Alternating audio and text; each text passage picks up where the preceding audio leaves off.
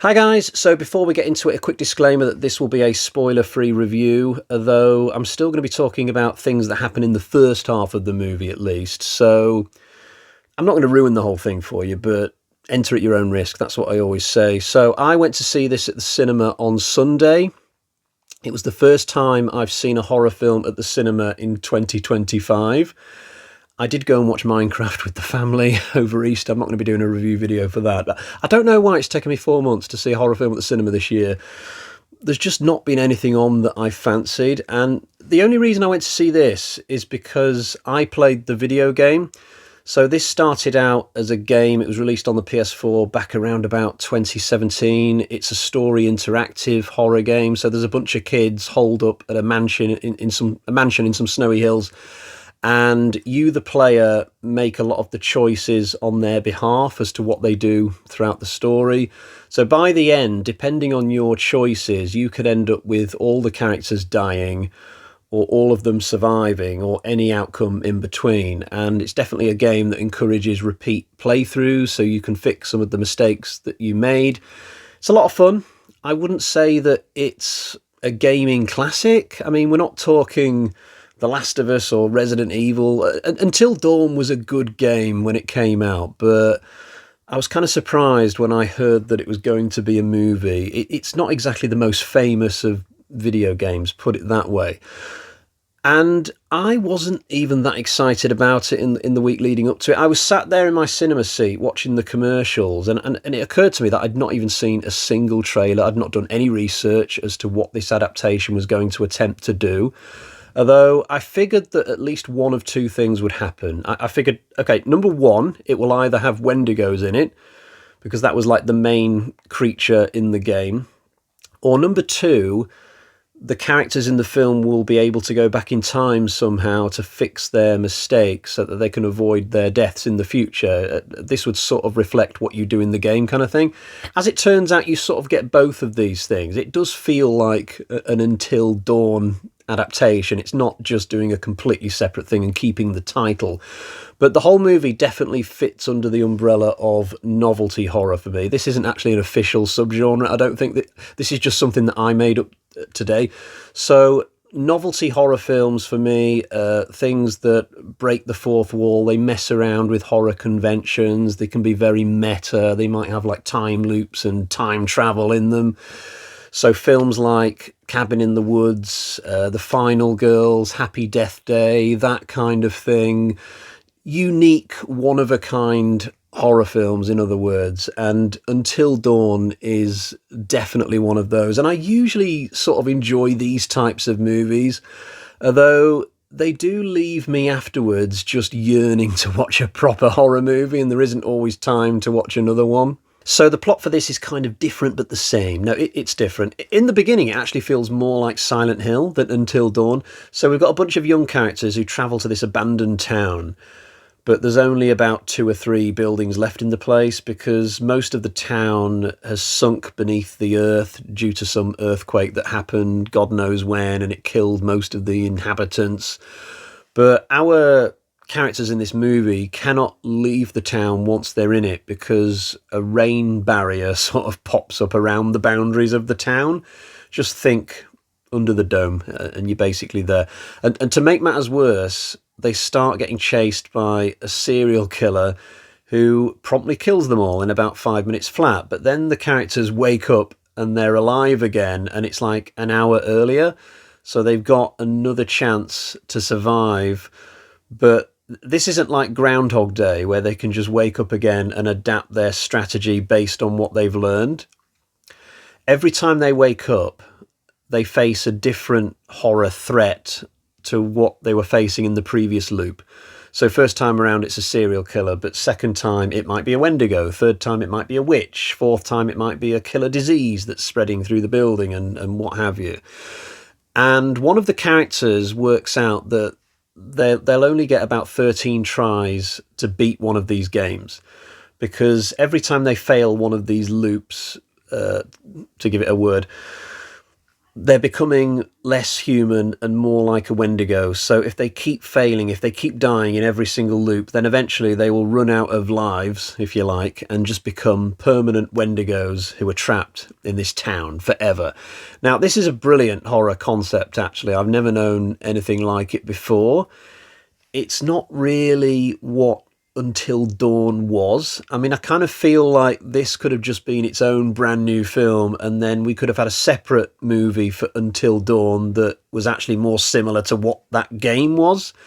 But not to worry, I guess. If I'd have watched this film and not known what the title of it was, I never would have pegged that it was meant to be an adaptation of Until Dawn, even with the presence of the Wendigo threat and the fact that characters are going back and having more than one try at staying alive.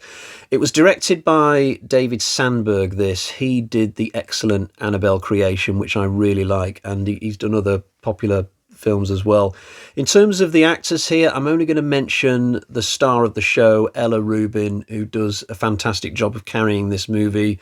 She is definitely one of the assets of this. As well as doing this, she's also going to be appearing in the forthcoming Fear Street movie that's coming out, the fourth one. So she's somebody with a lot going on at the minute, and she could be somebody to keep an eye on, I think, because I was definitely impressed with her in this.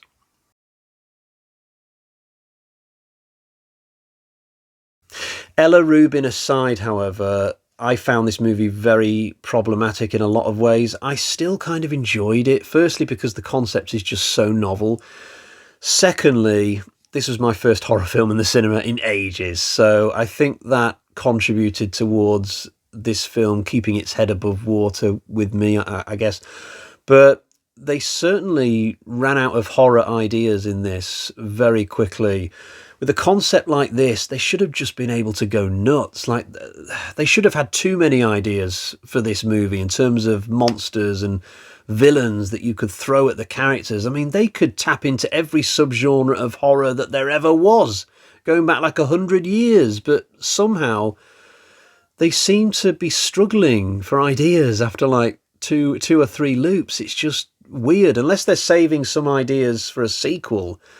But that wouldn't make any sense to me. Surely you've just got to try and knock the first one out of the park completely and then worry about any potential sequel later down the line. If I'd have been sat down with a pen and paper and I'd been given this as a concept to try and work with, I would have been like a kid in a candy shop. I would have been able to come up with about 20 loops in the space of an hour. So I just don't quite understand why the writers were struggling a little bit, seemingly, about 3 or 4 loops into this film. It's just totally bizarre to me. The main villain, who is behind the whole mastermind, he's a little bit uninspired as well. Like, supposedly he was in the game, although I don't remember him. It's been a lot of years since I played Until Dawn. I remember the Wendigos. I don't remember this human villain character, but they've brought him into this movie version. They've even used the same actor who was being mocapped for the video game. But he's very dull, honestly. And his explanation for how he's able to shape this world to his will and have all these weird things going on, it doesn't really make a whole lot of sense. It just feels very haphazard.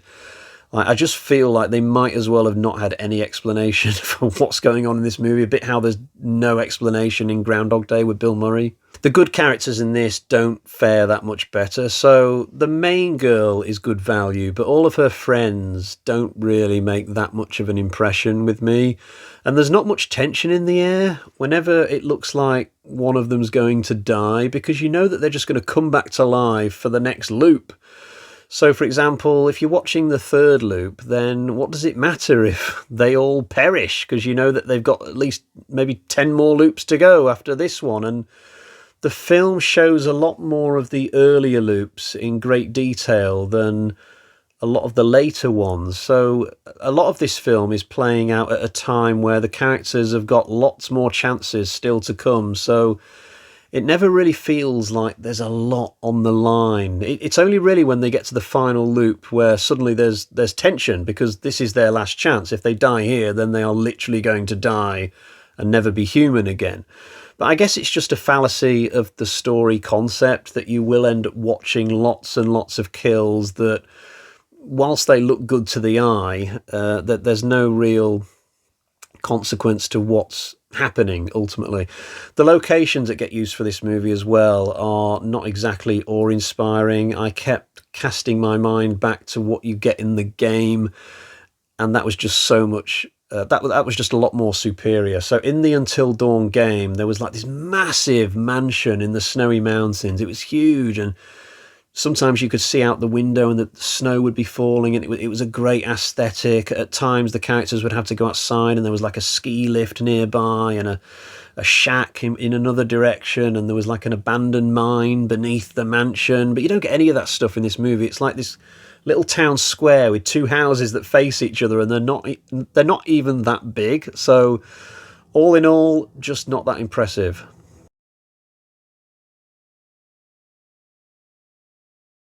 People who played the game may remember that Rami Malek and Hayden Panettiere were involved with that, but this was a time before Rami Malek had played a Bond villain, so I'm not suggesting that they should have been able to get him for this. But in the case of Hayden Panettiere, her biggest film in the last few years was surely Scream 6, so I kind of feel like she should be obtainable for a well-budgeted and cinematically released horror film. So I think it's a shame that they couldn't get her for this, because I kind of feel like she was the main face of the game. She's the character I could remember from that more than anyone else. But I want to finish on a positive, and I'm just going to briefly champion the first loop in this film when the characters are being chased by a serial killer, because that is the only really outstanding part of this entire thing. This killer is really well designed. I like how he stalks and slashes his victims, and dare I say the words spin-off. No, it's probably not going to happen, but I would have liked to have seen more of this killer. That was a really great part of the film. But overall, this movie was slightly disappointing. I mean, I enjoyed it, but I think I would have enjoyed it a lot less if I'd been watching it at home. If you really want to see something new and original, then this might be for you. But I definitely think the execution of it overall leaves something to be desired.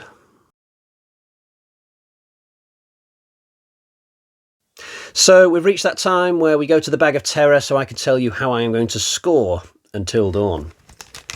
Here's the bag. Let's see what we've got. We've got 1, 2, and 3 Michael Myers carving knives out of 5. Now, I probably enjoyed the film slightly less than 3, but there's a little bit of built-in loyalty towards the video game with this score, and I wanted to be generous with the score simply because it's such an original film. It's a really clever idea, actually, so I'm happy to go to 3, but it's a generous 3.